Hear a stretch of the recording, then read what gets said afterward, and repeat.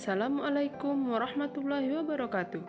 Materi kali ini kita akan membahas nilai-nilai Pancasila dalam kerangka praktik penyelenggaraan pemerintahan negara. Subbab A, Sistem Pembagian Kekuasaan Negara Republik Indonesia. Yang pertama, macam-macam kekuasaan negara. Apa sebenarnya kekuasaan negara itu?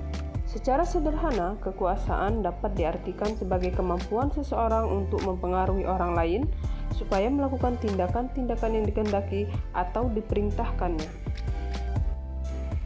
Pertanyaan selanjutnya, apa saja kekuasaan negara itu? Mari kita lihat pendapat para ahli. Yang pertama, pendapat John Locke. Menurut John Locke, kekuasaan negara dapat dibagi menjadi 3 macam, yakni kekuasaan legislatif, kekuasaan eksekutif, dan kekuasaan federatif. Kekuasaan legislatif yaitu kekuasaan untuk membuat atau membentuk undang-undang. Yang kedua, kekuasaan eksekutif, yaitu kekuasaan untuk melaksanakan undang-undang, termasuk kekuasaan untuk mengadili setiap pelanggaran terhadap undang-undang. Yang ketiga, kekuasaan federatif, yaitu kekuasaan untuk melaksanakan hubungan luar negeri. Kemudian, pendapat-pendapat John Locke disempurnakan oleh Montesquieu. Menurut Montesquieu, kekuasaan legislatif yaitu kekuasaan untuk membuat atau membentuk undang-undang. Yang kedua, kekuasaan eksekutif, yaitu kekuasaan untuk melaksanakan undang-undang. Kekuasaan yudikatif, yaitu kekuasaan untuk mempertahankan undang-undang, termasuk kekuasaan untuk mengadili setiap pelanggaran terhadap undang-undang. Seperti yang sudah dijelaskan tadi, pendapat dari Montesquieu merupakan penyempurnaan dari pendapat John Locke. Kekuasaan federatif oleh Montesquieu dimasukkan ke dalam kekuasaan eksekutif. Fungsi mengadili dijadikan kekuasaan yang berdiri sendiri. Ketiga kekuasaan tersebut dilaksanakan oleh lembaga-lembaga yang berbeda yang sifatnya terpisah.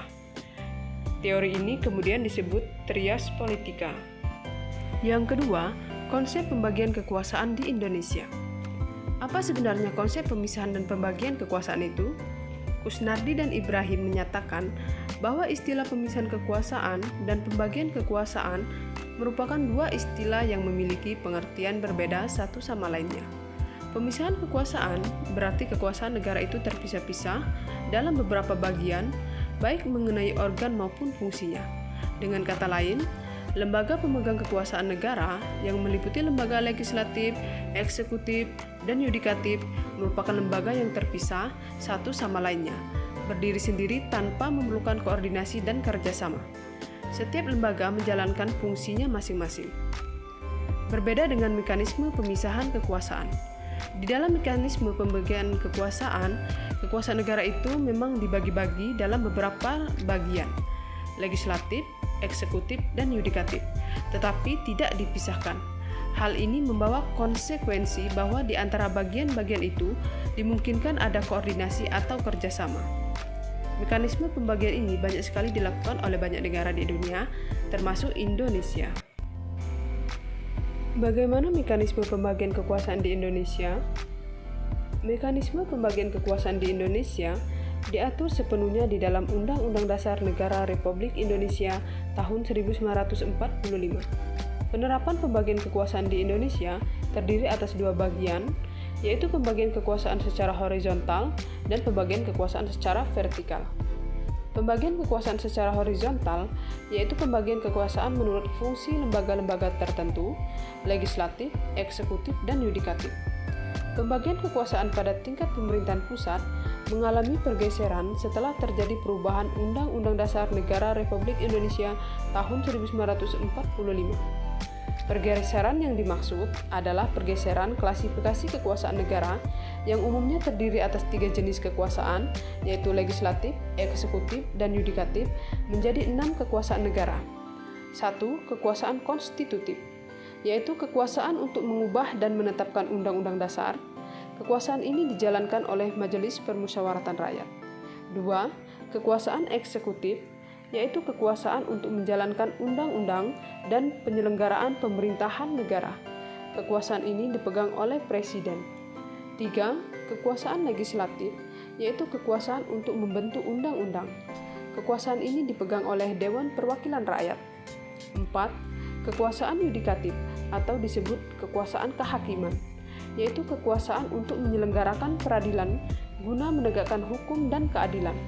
Kekuasaan ini dipegang oleh Mahkamah Agung dan Mahkamah Konstitusi. 5.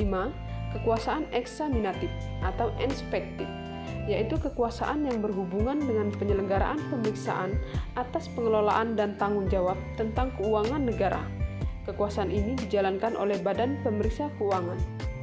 6. Kekuasaan moneter, yaitu kekuasaan untuk menetapkan dan melaksanakan kebijakan moneter, mengatur dan menjaga kelancaran sistem pembayaran, serta memelihara kestabilan nilai rupiah.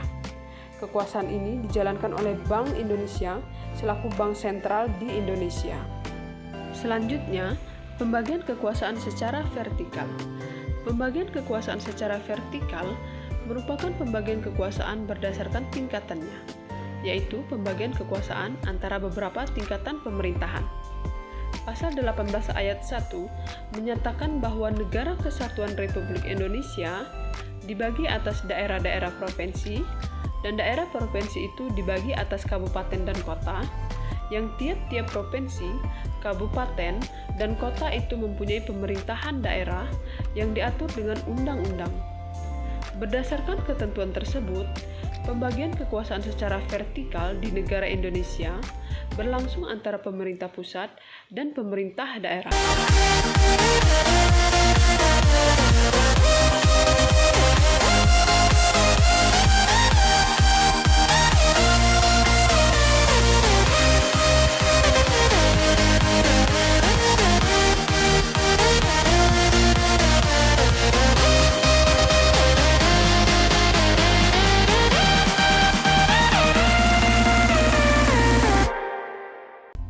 Materi selanjutnya, subbab B, kedudukan dan fungsi Kementerian Negara Republik Indonesia dan lembaga pemerintahan non-kementerian.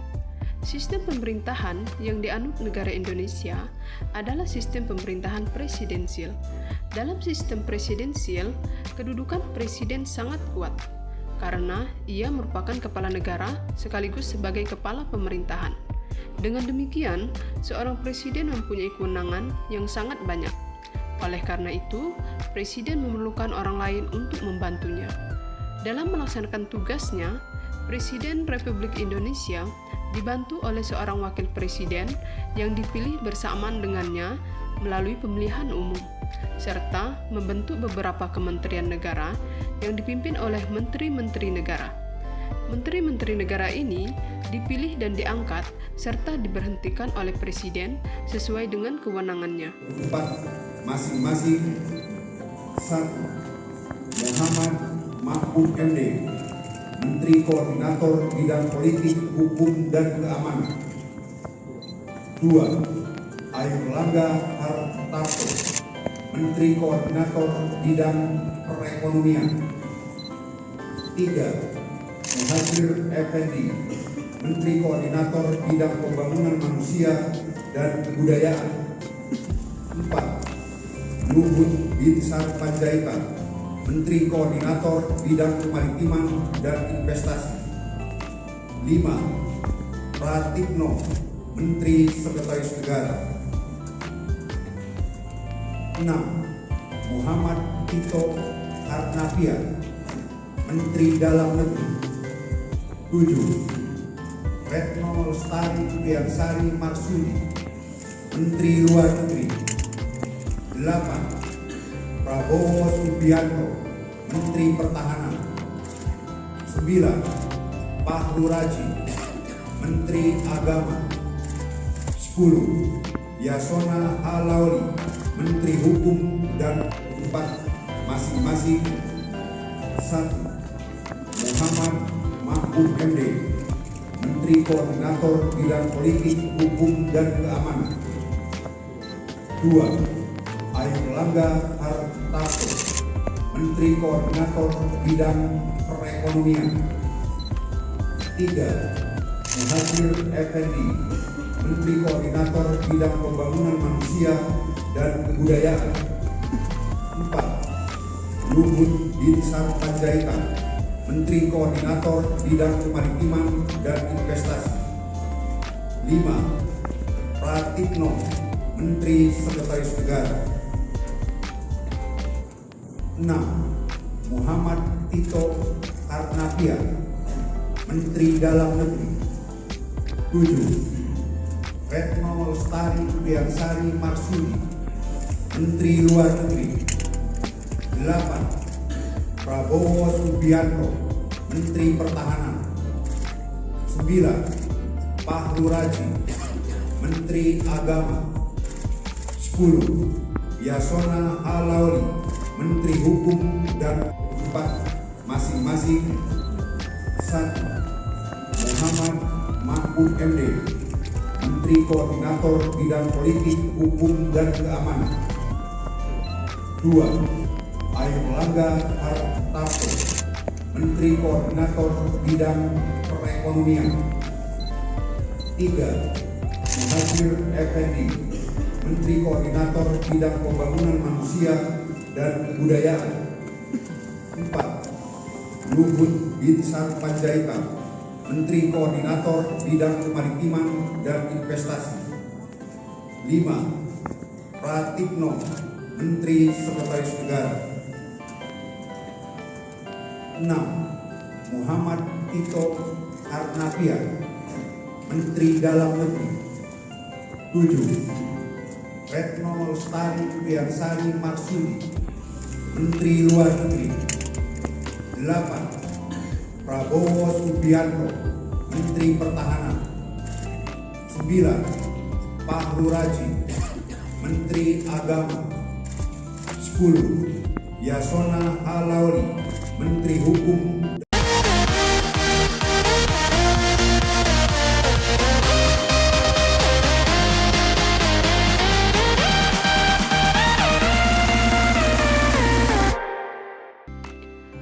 Tugas Kementerian Negara Republik Indonesia. Keberadaan Kementerian Negara Republik Indonesia diatur secara tegas dalam Pasal 17 Undang-Undang Dasar Negara Republik Indonesia tahun 1945 yang menyatakan 1. Presiden dibantu oleh Menteri-Menteri Negara. 2. Menteri-menteri itu diangkat dan diberhentikan oleh Presiden. 3. Setiap menteri membidangi urusan tertentu dalam pemerintahan. 4. Pembentukan, pengubahan, dan pembubaran Kementerian Negara diatur dalam undang-undang. Selain diatur oleh Undang-Undang Dasar Negara Republik Indonesia tahun 1945, keberadaan Kementerian Negara juga diatur dalam sebuah undang-undang organik, yaitu Peraturan Presiden Republik Indonesia Nomor 7 Tahun 2015 tentang Organisasi Kementerian Negara. Undang-undang ini mengatur semua hal tentang Kementerian Negara, seperti kedudukan, tugas pokok, fungsi, susunan organisasi, pembentukan, pengubahan, penggabungan, pemisahan atau penggantian, pembubaran, penghapusan kementerian, hubungan fungsional kementerian dengan lembaga pemerintahan non-kementerian, dan pemerintah daerah, serta pengangkatan dan pemberhentian menteri. Pasal 17 ayat 3 Undang-Undang Dasar Negara Republik Indonesia tahun 1945 menyebutkan bahwa setiap menteri membidangi urusan tertentu dalam pemerintahan.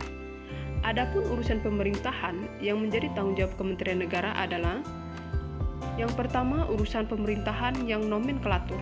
Kementeriannya secara tegas disebutkan dalam Undang-Undang Dasar Negara Republik Indonesia tahun 1945, meliputi urusan luar negeri, dalam negeri, dan pertahanan.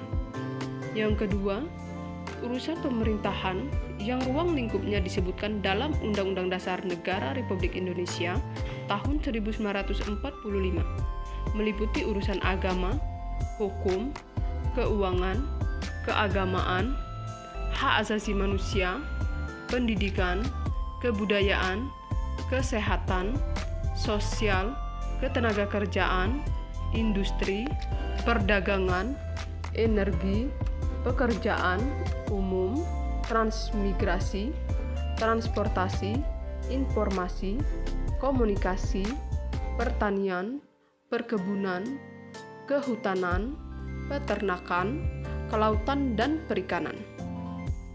Yang ketiga, urusan pemerintahan dalam rangka penajaman, koordinasi, dan sinkronisasi program pemerintahan, meliputi urusan perencanaan pembangunan nasional, aparatur negara, kesekretariatan negara, badan usaha milik negara, pertahanan, kependudukan, lingkungan hidup, ilmu pengetahuan, teknologi, investasi, koperasi, usaha kecil dan menengah, pariwisata, pemberdayaan perempuan, pemuda, olahraga, perumahan, dan pembangunan kawasan atau daerah tertinggal. Pasal 15 Undang-Undang Republik Indonesia Nomor 39 Tahun 2008 tentang Kementerian Negara secara tegas menyatakan bahwa jumlah maksimal kementerian negara yang dapat dibentuk adalah 34 kementerian negara. Berdasarkan Peraturan Presiden Republik Indonesia Nomor 7 Tahun 2015 tentang Organisasi Kementerian Negara. Kementerian Negara Republik Indonesia dapat diklasifikasikan berdasarkan urusan pemerintahan yang ditanganinya. Yang pertama, kementerian yang menangani urusan pemerintahan yang nomenklatur atau nama kementeriannya secara tegas disebutkan dalam Undang-Undang Dasar Negara Republik Indonesia tahun 1945, meliputi Kementerian Dalam Negeri, Kementerian Luar Negeri, dan Kementerian Pertahanan. Kedua, kementerian yang mempunyai tugas penyelenggaraan urusan tertentu dalam pemerintahan untuk membantu Presiden dalam penyelenggaraan pemerintahan negara dengan upaya pencapaian tujuan kementerian sebagai bagian dari tujuan pembangunan nasional. Kementerian yang menangani urusan pemerintahan yang ruang lingkupnya disebutkan dalam Undang-Undang Dasar tahun 1945 adalah Kementerian Agama, Kementerian Hukum dan Hak Asasi Manusia, Kementerian Keuangan, Kementerian Pendidikan dan Kebudayaan, Kementerian Riset, Teknologi dan Pendidikan Tinggi, Kementerian Kesehatan, Kementerian Sosial, Kementerian Ketenagakerjaan, Kementerian Perindustrian, Kementerian Perdagangan, Kementerian Energi dan Sumber Daya Mineral, Kementerian Pekerjaan Umum dan Perumahan Rakyat, Kementerian Perhubungan, Kementerian Komunikasi dan Informatika, Kementerian Pertanian, Kementerian Lingkungan Hidup dan Kehutanan, Kementerian Kelautan dan Perikanan, Kementerian Desa, Pembangunan Daerah Tertinggal dan Transmigrasi, serta Kementerian Agraria dan Tata Ruang. 3. Kementerian yang mempunyai tugas menyelenggarakan urusan tertentu dalam pemerintahan untuk membantu Presiden dalam menyelenggarakan pemerintahan negara serta menjalankan fungsi perumusan dan penetapan kebijakan di bidangnya, koordinasi dan sinkronisasi pelaksanaan kebijakan di bidangnya, pengelolaan barang milik kekayaan negara yang menjadi tanggung jawabnya, dan pengawasan atas pelaksanaan tugas di bidangnya. Kementerian ini yang menangani urusan pemerintahan dalam rangka penajaman, koordinasi, dan sinkronisasi program pemerintah, meliputi Kementerian Perencanaan Pembangunan Nasional, Kementerian Pendaya-gunaan Aparatur Negara dan Reformasi Birokrasi, Kementerian Badan Usaha Milik Negara, Kementerian Koperasi dan Usaha Kecil dan Menengah, Kementerian Pariwisata, Kementerian Pemberdayaan Perempuan dan Perlindungan Anak, Kementerian Pemuda dan Olahraga, serta Kementerian Sekretariat Negara. Selain klasifikasi kementerian, ada juga kementerian koordinator yang bertugas melakukan sinkronisasi dan koordinasi urusan kementerian-kementerian yang berada di dalam lingkup tugasnya. Kementerian koordinator terdiri atas beberapa kementerian. Yang pertama, Kementerian Koordinator Bidang Politik, Hukum dan Keamanan, mengkoordinatori Kementerian Dalam Negeri, Kementerian Hukum dan HAM, Kementerian Luar Negeri, Kementerian Pertahanan, Kementerian Komunikasi dan Informatika, Kementerian Pendaya-gunaan Aparatur Negara dan Reformasi Birokrasi. 2. Kementerian Koordinator Bidang Perekonomian, mengkoordinatori Kementerian Keuangan, Kementerian Ketenagakerjaan, Kementerian Perindustrian, Kementerian Perdagangan, Kementerian Pekerjaan Umum dan Perumahan Rakyat, Kementerian Pertanian, Kementerian Lingkungan Hidup dan Kehutanan, Kementerian Agraria dan Tata Ruang, Badan Pertahanan Nasional, Kementerian Badan Usaha Milik Negara, dan Kementerian Koperasi dan Usaha Kecil dan Menengah. 3.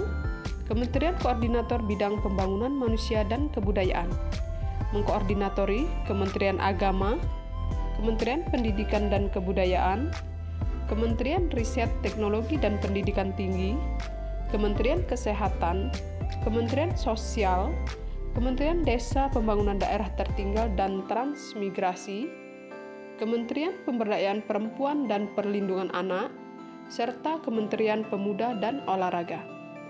4. Kementerian Koordinator Bidang Kemaritiman, mengkoordinatori Kementerian Energi dan Sumber Daya Mineral, Kementerian Perhubungan, Kementerian Kelautan dan Perikanan, serta Kementerian Pariwisata. Selanjutnya, lembaga pemerintah non-kementerian. Selain memiliki kementerian negara, Republik Indonesia juga memiliki lembaga pemerintah non-kementerian yang disingkat dengan LPNK.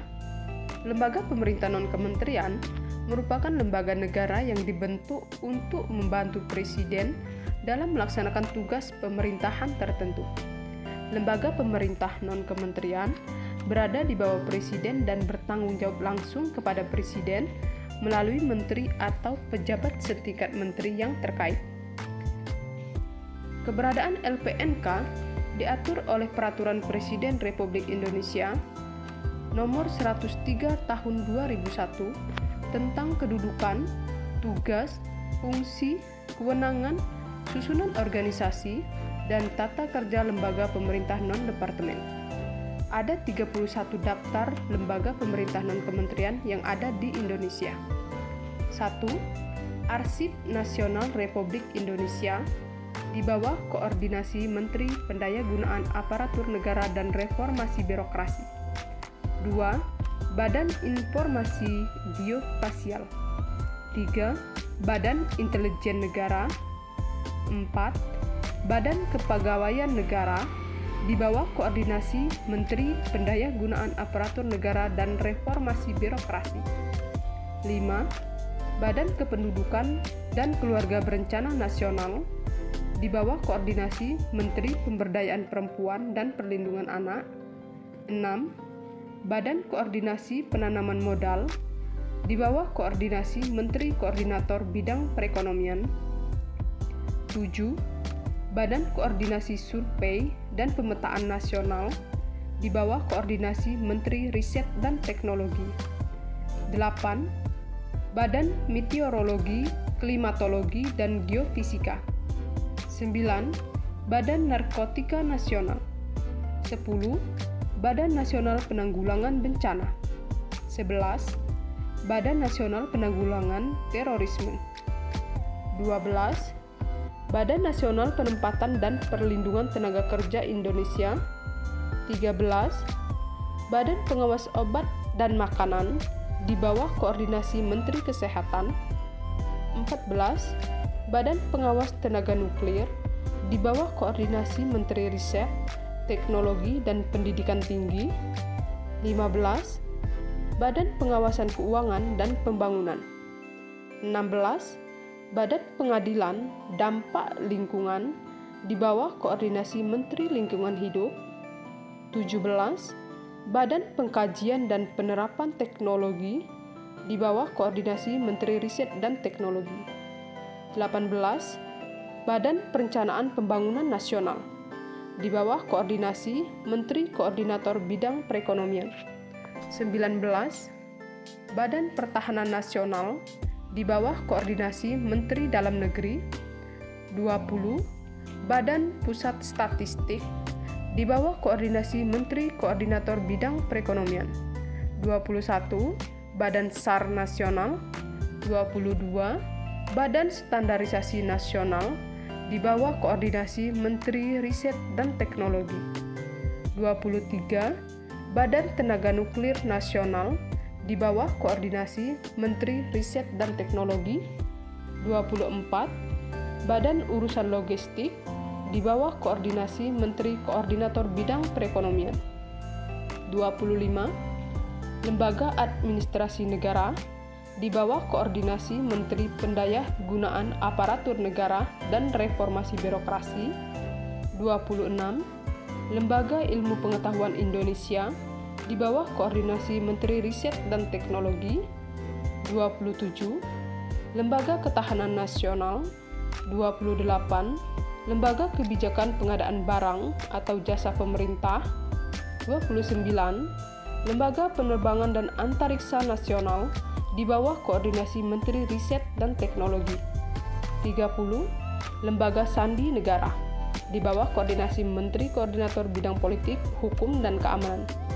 Yang terakhir, 31. Perpustakaan Nasional Republik Indonesia di bawah koordinasi Menteri Pendidikan dan Kebudayaan.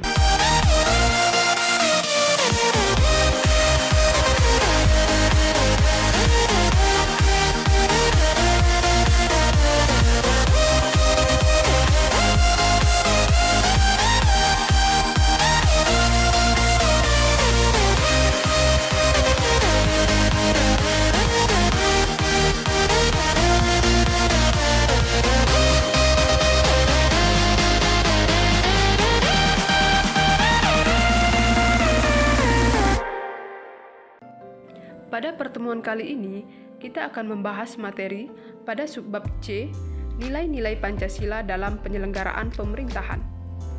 Nilai-nilai Pancasila dijabarkan dalam setiap peraturan perundang-undangan yang telah ada, baik itu ketetapan, keputusan, kebijakan pemerintah, program-program pembangunan, dan peraturan-peraturan lain yang pada hakikatnya merupakan penjabaran-penjabaran nilai-nilai dasar Pancasila. Dengan demikian, penyelenggaraan negara harus berdasarkan pada nilai-nilai Pancasila yang terdapat dalam pembukaan Undang-Undang Dasar Negara Republik Indonesia tahun 1945. Yang pertama, nilai sila ketuhanan yang Maha Esa. Pengakuan adanya causa prima atau sebab pertama, yaitu Tuhan yang Maha Esa, menjamin penduduk untuk memeluk agama masing-masing dan beribadah menurut agamanya, tidak memaksa warga negara untuk beragama, tetapi diwajibkan memeluk agama sesuai hukum yang berlaku. Ateisme dilarang hidup dan berkembang di Indonesia. Yang berikutnya menjamin berkembang dan tumbuh suburnya kehidupan beragama, toleransi antar umat dalam beragama. Negara memfasilitasi bagi tumbuh kembangnya agama dan iman warga negara dan menjadi mediator ketika terjadi konflik antar agama. Yang kedua, nilai sila kemanusiaan yang adil dan beradab. Menempatkan manusia sesuai dengan hakikatnya sebagai makhluk Tuhan karena manusia mempunyai sifat universal, menjunjung tinggi kemerdekaan sebagai hak segala bangsa, hal ini juga bersifat universal, mewujudkan keadilan dan peradaban yang tidak lemah. Hal ini berarti bahwa yang dituju masyarakat Indonesia adalah keadilan dan peradaban yang tidak pasif, yaitu perlu pelurusan dan penegakan hukum yang kuat jika terjadi penyimpangan-penyimpangan, karena keadilan harus direalisasikan dalam kehidupan masyarakat. Yang ketiga, nilai sila persatuan Indonesia. Nasionalisme, cinta bangsa dan tanah air, menggalang persatuan dan kesatuan bangsa, menghilangkan penonjolan kekuatan atau kekuasaan, keturunan dan perbedaan warna kulit, menumbuhkan rasa senasib dan sepenanggungan. Selanjutnya, nilai sila kerakyatan yang dipimpin oleh hikmat kebijaksanaan dalam permusyawaratan perwakilan. Hakikat sila ini adalah demokrasi. Demokrasi dalam arti umum, yaitu pemerintahan dari rakyat, oleh rakyat, dan untuk rakyat. Permusyawaratan artinya mengusahakan putusan bersama secara bulat, baru sesudah itu diadakan tindakan bersama. Dalam melakukan putusan, diperlukan kejujuran bersama. Hal yang perlu diingat bahwa keputusan bersama dilakukan secara bulat sebagai konsekuensi adanya kejujuran bersama. Perbedaan secara umum demokrasi di negara barat dan di negara Indonesia yaitu terletak pada permusyawaratan rakyat. Yang kelima, nilai sila keadilan sosial bagi seluruh rakyat Indonesia. Kemakmuran yang merata bagi seluruh rakyat dalam arti dinamis dan berkelanjutan, seluruh kekayaan alam dan sebagainya dipergunakan bagi kebahagiaan bersama menurut potensi masing-masing. Melindungi yang lemah agar kelompok warga masyarakat dapat bekerja sesuai dengan bidangnya.